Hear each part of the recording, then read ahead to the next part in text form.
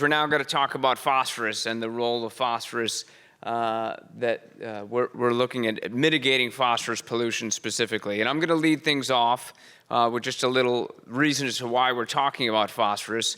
And I talked about this in my lead-in, of course, that it's thought that phosphorus plays a key role in promoting harmful algal blooms in freshwater systems. And these harmful algal blooms are caused by something known as cyanobacteria in freshwater systems, and they're pretty serious ecological occurrences, these harmful algal blooms. They can really, once they take hold, they can really transform ecosystems. And I'll say it's not what, and you can see how that happens here via the loss of vegetation, the loss of biodiversity, low oxygen conditions, and it's sort of a positive reinforcement cycle. I've seen this.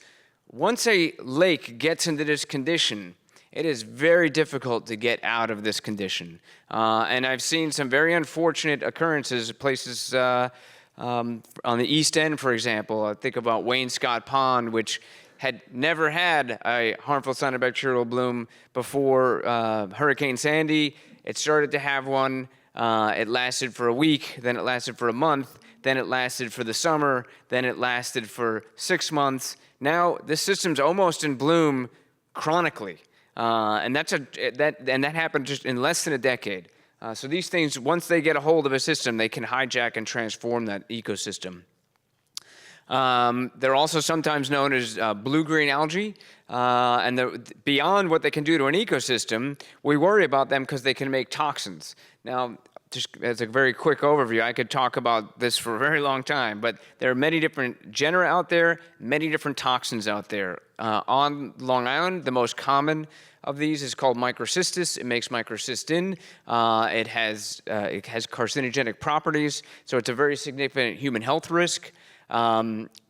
These toxins are so strong they can take down the world's largest land mammals. There was an event in Africa just a few years back where there were literally hundreds of endangered elephants that were killed by exposure to these toxins. And we know our pets are vulnerable as well. We had a pet die in Georgia Pond on the east end of Long Island that really kicked off a lot of concern. And over the years, almost every year, there seems to be at least one pet incident. No death since then, but the CDC study called out literally hundreds of cases and said, well, this is just a fraction because they use very limited data sets. And then some emerging research shows that these toxins can even be aerosolized. And so even if you're not drinking the water, even if you're not swimming in the water, you may be exposed to it via aerosolization of these toxins. I will just say as a caveat here, dose makes the poison, and what's not clear is what the dose level is. But the bottom line is it is getting aerosolized. And thankfully, the DEC is monitoring these events very, very carefully, starting in May and going all the way through into the fall. And as they did that, the trend you can see here is that the more they looked, the more they found. Things are sort of leveling off, but still, in 2025, over 250 different water bodies had these events occurring. And as I showed earlier, they're all over the state. But believe it or not, Suffolk County leads the charge. So this is a statewide issue, and as we work on phosphorus, we're working with upstate counties, as you're going to hear. But there are more Suffolk County water bodies having these events than any other county in the state. So when it comes to these cyanobacterial blooms, I sort of mentioned this before, there has been an ongoing debate of the role of nitrogen versus phosphorus. I won't get into the details here. One of the things to recognize, though, is that these cyanobacteria, some of them, not all of them, but some of them go through a process called nitrogen fixation, where they literally do the opposite of what the NRBs do. The NRBs and the septic systems take nitrogen and turn it into the atmosphere. These guys take the atmospheric nitrogen and pull it into their cells for their nitrogen source. And that's why when you do have those sorts of blooms, they're wholly reliant on phosphorus coming into the system because they're getting that nitrogen right out of the atmosphere. Now, these sorts of, these noted diazotrophic or nitrogen-fixed cyanobacteria are frankly more common in upstate New York. Like I said, on Long Island, we tend to have microcystis that can't do that. But when you have more of these, phosphorus becomes more and more the issue. And again, there's some scientists who've pointed out that really phosphorus is a strong driver. Particularly, there's a latitudinal issue here too. So the warmer it gets, the more likely it is that phosphorus is going to be important.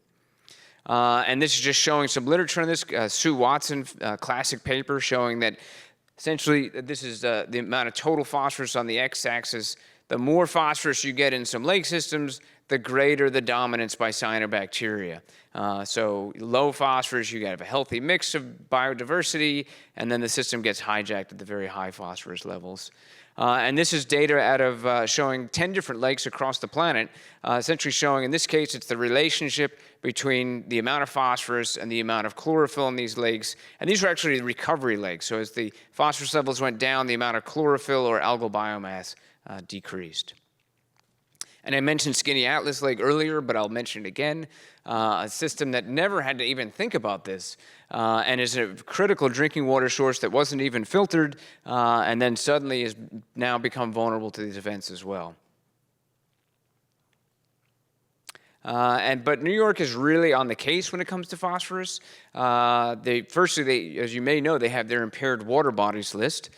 This is promulgated through the EPA, and there are more than 178 water bodies that are impaired specifically because of high levels of phosphorus. And we're going to hear from one of our partners at DEC about this, but they are now putting New York in a position to be one of the few states in the union that actually have criteria for phosphorus levels in water bodies. But of course, if you're going to achieve lower phosphorus for water bodies, you have to have the technology to do that, and that's why we're working towards mitigating phosphorus, specifically for septic systems, although the technologies we're using can be used for any source of phosphorus. So with that, it'll be my pleasure to introduce Dr. Xinwei Mao, who is leading our phosphorus initiatives at the New York State Center for Clean Water Technology.